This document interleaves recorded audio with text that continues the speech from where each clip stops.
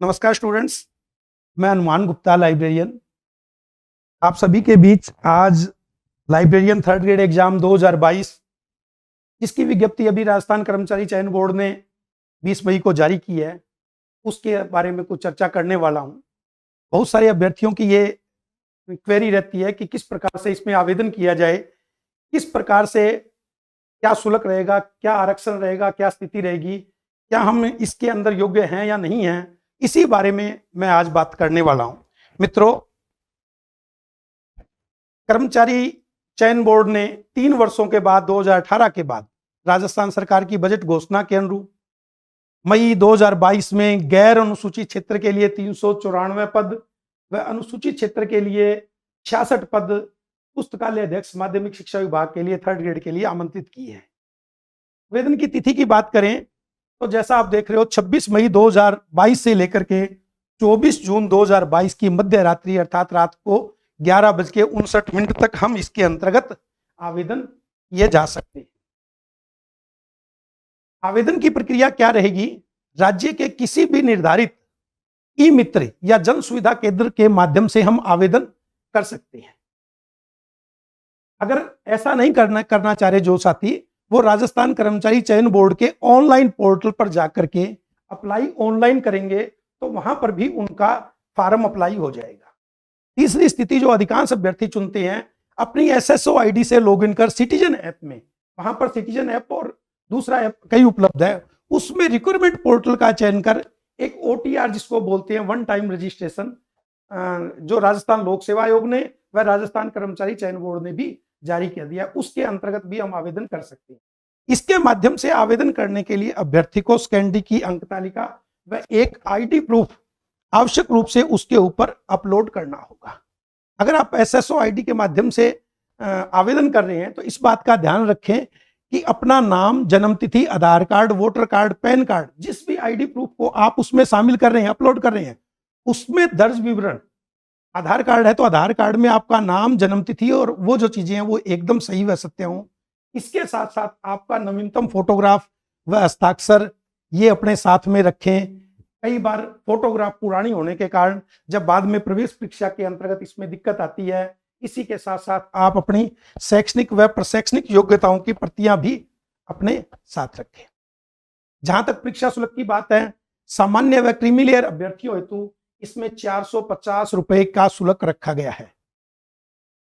जो non creamy layer, OBC व आर्थिक रूप से कमजोर वर्ग है, उनको 350 रुपए इसके अंतर्गत भुगतान करना होगा।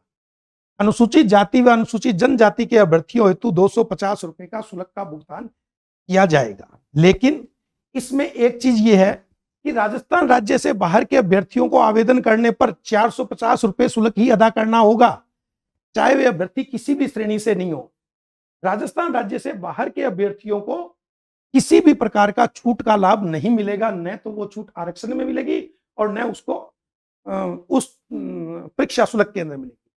लेकिन एक बात का ध्यान रखें कि अपना आवेदन पत्र आप निर्धारित अंतिम तिथि से पूर्व ही भर दें, क्योंकि कई बार जो हम परीक्षा शुल्क अदा करते हैं वो कर्मचारी चयन बोर्ड को सत्यापन होने में 2 से 3 दिन भी लग जाते हैं।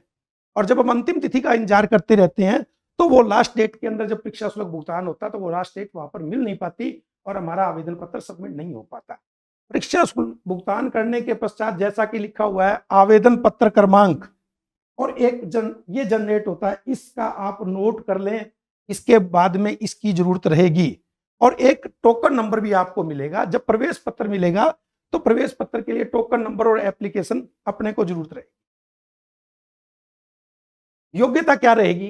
राजस्थान शिक्षा सेवा नियम 1970 व राजस्थान शिक्षा सेवा अधिनियम नियम 1971 को मिलाकर के राजस्थान शिक्षा सेवा नियम 2021 जारी किए गए हैं। नए सेवा नियमों के अनुसार ही इसकी भर्ती हो। जहां तक शैक्षणिक योग्यता की बात है, उसमें जो दर्ज है उसमें सीनियर सेकेंडरी जिसको 10+2 कहते हैं, उसके अनुसार ही कम से कम अभ्यर्थी को सीनियर सेकेंडरी परीक्षा पास होना चाहिए। और शैक्षणिक योग्यता में किसी मान्यता प्राप्त पुस्तकालय अथवा समकक्ष विज्ञान में प्रमाण पत्र, या इसको यूं कहें कि पुस्तकालय विज्ञान में प्रमाण पत्र, जिसको सीलिप कहते थे। दूसरा है पुस्तकालय विज्ञान में आपके पास में डिप्लोमा होना चाहिए, डीएलआईएस जो बात है। जिन अभ्यर्थियों के पास में पुस्तकालय विज्ञान में डिग्री है, बीलिब है, बीएलआईएस है, वो भी इस परीक्षा के लिए पात्र हैं। हायर डिग्री कहीं भी लोअर डिग्री के अंदर दिक्कत नहीं देती। एक बात ये आती है, कुछ अभ्यर्थी जो इस प्रतियोगी परीक्षा के लिए योग्य हैं, जिनकी परीक्षा का परिणाम लिखित परीक्षा से पूर्व आ जाए, जिन अभ्यर्थियों ने अभी परीक्षा दी है या जो परीक्षा देने जा रहे हैं, जिनका परिणाम इसकी लिखित परीक्षा से पूर्व होगा, वो समस्त अभ्यर्थी इस परीक्षा के अंतर्गत शामिल हो सकते हैं। लेकिन एक चीज अनिवार्य रहेगी, अनुसूचित क्षेत्र हेतु केवल अनुसूचित क्षेत्र जिसके अंतर्गत 6 जिले आते हैं, बांसवाड़ा, डूंगरपुर, पाली, प्रतापगढ़, राजसमंद, उदयपुर जिले के कुछ अनुसूचित क्षेत्र उसके अंदर शामिल हैं, वो लोग ही इसके अंतर्गत आवेदन कर सकते हैं। गैर अनुसूचित क्षेत्र की 394 पोस्टों के लिए कोई भी अभ्यर्थी आवेदन कर सकता है, उसके लिए कोई किसी प्रकार का रिजर्वेशन नहीं रहेगा। अन्य योग्यताएं, जैसा कि आप देख रहे हो, अन्य योग्यताओं में देवनागरी लिपि का ज्ञान होना चाहिए, मानसिक व शारीरिक रूप से स्वस्थ होना चाहिए, 3 व्यक्तियों के चरित्र प्रमाण पत्र, अंतिम संस्था जहां पर हमने अध्ययन किया है उस संस्था के प्रधान का चरित्र प्रमाण पत्र हमारे लिए आवश्यक रहेगा, वह दूसरे 2 व्यक्तियों का चरित्र प्रमाण पत्र जो कम से कम 6 माह से ज्यादा का नहीं हो, वो चरित्र प्रमाण पत्र इसके साथ संलग्न करना होगा। कई बार कई अभ्यर्थियों की यह बात रहती है कि सर इसमें क्या अनुभव की आवश्यकता रहेगी? इसमें किसी प्रकार के कोई अनुभव की आवश्यकता नहीं है। आपके पास में पुस्तकालय अध्यक्ष का किसी प्रकार का कोई अनुभव नहीं है, कुछ भी नहीं है, तो भी आप इसके परीक्षा के लिए पात्र हैं। मित्रों, आयु सीमा की बात है, जहां तक ये वैकेंसी बहुत कम समय में निकलती है, कम वैकेंसी निकलती है और लंबे टाइम के बाद में निकलती है। जैसा कर्मचारी चयन बोर्ड ने लिखा है कि 1/1/2023 को न्यूनतम 18 साल होनी चाहिए। न्यूनतम की अवधि तो कोई कम कर ही नहीं पाएगा, 17 साल 16 साल वाले बैठने वाले नहीं होंगे, लेकिन अधिकतम 40 साल की आयु वाला व्यक्ति ही इसके अंतर्गत बैठ सकता है। अर्थात वो आयु आज नहीं हो, 1/1/2023 को 40 वर्ष की आयु होनी चाहिए। अगर 40 वर्ष की आयु से एक दिन भी ऊपर हो जाता है तो हम उसके अंतर्गत नहीं बैठ पाएंगे। शिथिलन क्या दिया है कर्मचारी चयन बोर्ड ने? 3 साल की भर्ती नहीं निकलने के कारण 3 वर्ष का एक शिथिलन दिया गया है कि आप यानी 43 ईयर का व्यक्ति भी इसके अंतर्गत बैठ सकता है। दूसरी बात शिथिलन दिया गया विधवा को, तलाकशुदा को और पूर्व में नियुक्त कर्मचारी, जैसे पुलिस विभाग में कांस्टेबल है इत्यादि है, ये लोग काफी हद तक कार्य करते रहते हैं। इन लोगों को अधिकतम भर्ती में छूट दी गई है कि वो उनके लिए कोई आयु सीमा निर्धारित नहीं की गई है, बशर्ते कि राज्य सरकार के द्वारा जो आयु रखी गई है, सेवानिवृत्ति की आयु रखी गई है, उसके अंतर्गत वो हो, उससे बाहर नहीं हो, तो वो इसके अंतर्गत शामिल हो सकते हैं। मित्रों, इसके बाद में परीक्षा, जैसा कि आपने देखा है, परीक्षा की तिथि सितंबर 2022 निर्धारित की गई है और मैं ये मानता हूं कि सितंबर नहीं तो अक्टूबर के अंदर ये एग्जाम हो जाने चाहिए। सरकार भर्ती के प्रति पूरी तरह से सावचेत है और ऐसे में ये माना जा सकता है कि जुलाई 2023 तक सरकार पुस्तकालय अध्यक्ष को नियुक्ति देने का कार्य जारी रख रही है और सोचती है, इसीलिए वो परीक्षा की तारीख पिछली बार की तरह ये नहीं होगा कि साल 6 महीने लगेंगे और हम भर्ती नहीं कर पाएंगे। जहां तक पाठ्यक्रम की बात है, अलग अलग चैनलों पर अलग अलग व्यक्तियों के द्वारा अलग अलग बातें सुनने में आ रही है, लेकिन अभी तक कोई पाठ्यक्रम जारी नहीं किया। जो बात है, जो संभावना है, वो अभी 2 पेपर होने की संभावना है। दोनों पेपर 200-200 अंक के आ सकते हैं। एक पेपर सामान्य ज्ञान का व एक पेपर पुस्तकालय विज्ञान का विषय का हो सकता है। और ये बात भी हम तब कह रहे हैं क्योंकि राजस्थान सरकार के द्वारा जितनी भी वैकेंसी जारी की जा रही है, जितनी भी प्रतियोगी परीक्षा जारी की जा रही है, उन सब के अंदर एक पेपर सामान्य ज्ञान का व एक पेपर विषय का लिया जा रहा है। इस बात को मद्देनजर रखते हुए हम इस बात को कह सकते हैं। परीक्षा हेतु प्रवेश पत्र, आवेदक को अपने आवेदन पत्र में मोबाइल नंबर और ईमेल आईडी सही भरनी चाहिए। कई बार हम मोबाइल नंबर को बंद कर देते हैं या मोबाइल की सिम को बंद कर देते हैं और ईमेल आईडी हमारे पास में 2, 3, 4 होती है, तो वो हम सही नहीं भरते, जिसके कारण क्या होता है, उसको दिक्कत होती है। जैसा अभी तक मैंने देखा है, कुछ परीक्षाओं में आवेदक का जो प्रवेश पत्र है वो उसकी ईमेल आईडी पर आ जाता है, या उसने एसएसओ आईडी से भरा है तो उसकी एसएसओ आईडी पर उसका प्रवेश पत्र आ जाएगा।